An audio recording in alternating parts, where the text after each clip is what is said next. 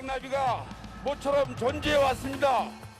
전주 비빔밥 먹고 싶어서 아침 일찍 왔는데 시간이 없네요. 비빔밥 들이대야 되는데.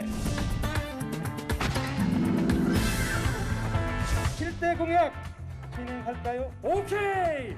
빠르게 가!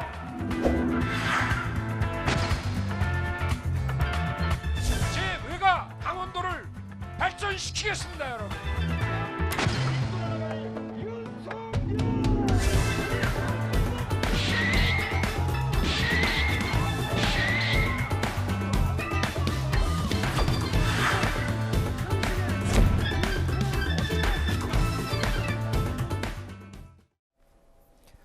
윤석열 후보 관련된 내용으로 이어가 보겠습니다. 보신 것처럼 윤석열 후보는 어제 호남과 강원 지역을 찾았습니다. 약세 지역으로 꼽히는 호남에서 민주당의 호남 독점을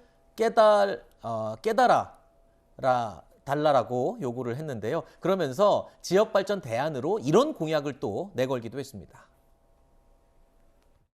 제가 여기 와보면은 광주 시민들께서 다른 지역에 다 있는 복합 쇼핑몰 와서 영화도 보고 필요한 생필품도 사고 또 문화 공간도 되고 주말이면 청년들도 모이고 하는 복합 쇼핑몰을 아주 간절히 바라고 계십니다. 이게 뭐 그렇게 어렵습니까?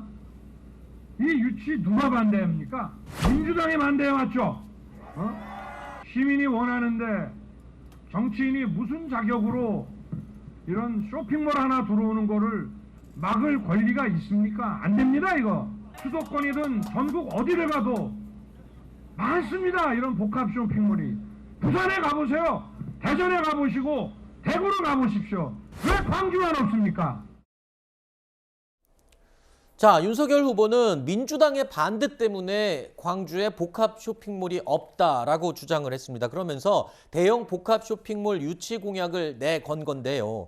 자, 이를 두고 민주당과 지역 상인들이 강하게 반발하고 나섰습니다. 민주당에서는요, 소상공인 비율이 전국에서 광주가 가장 높다라면서 그렇기 때문에 이 소상공인들을 보호하기 위해서 대형 복합 쇼핑몰이 안 들어온 것을 윤 후보는 지역적 특성을 이해하거나 깨달지 못한 것이다. 이렇게 비판을 했습니다.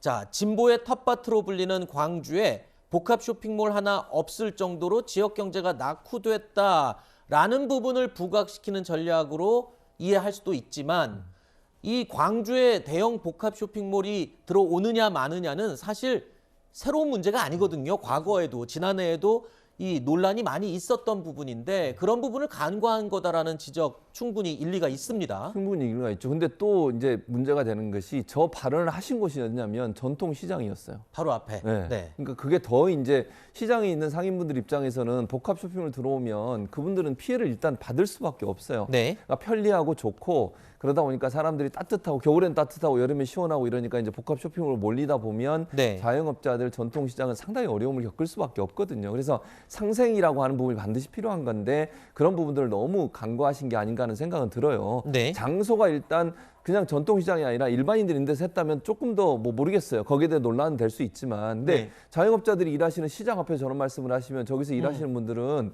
더 마음의 상처를 입을 수 있잖아요. 네. 좀 부적절하다는 생각이 들고 네. 그리고 이제 소상공인 자영업자 이 협회 같은데 이거 총연합회라고 하는데요. 여기도 골목 상권에 미치는 영향을 왜 고민을 안 하느냐.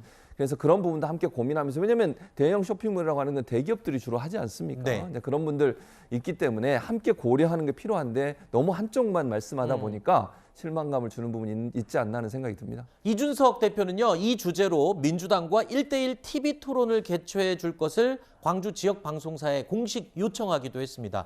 지난해에 실시된 여론조사를 보면요, 광주 시민 10명 가운데 6명이 광주시가 대형 쇼핑몰 적극 유치해야 한다라고 대답을 했다는 겁니다. 자, 복합 쇼핑몰 유치 찬성 여론도 적지 않은 상황이긴 합니다만 글쎄요, 윤석열 후보의 공약, 이 광주 전남 민심에 큰 영향을 끼칠 수 있어요. 왜냐하면 이게 지금 광주 내에서도 시민들끼리 의견이 굉장히 첨예하게 갈라져 있는 그런 문제라면서요. 예, 그랬기 때문에 그러니까 구전이 굉장히 그 갑론을박이 될 수 있는 뜨거운 이슈를 광주에다 지금 던진 거죠.